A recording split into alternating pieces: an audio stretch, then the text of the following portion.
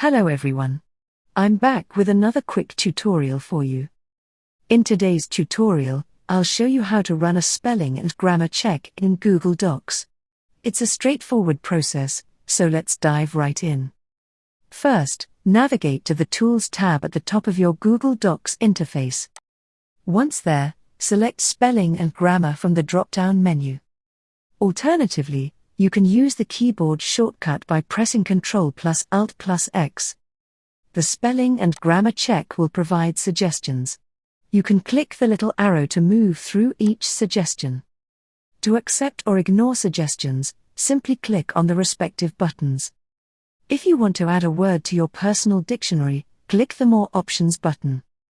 Select View Personal Dictionary, add the specific word, and click Add.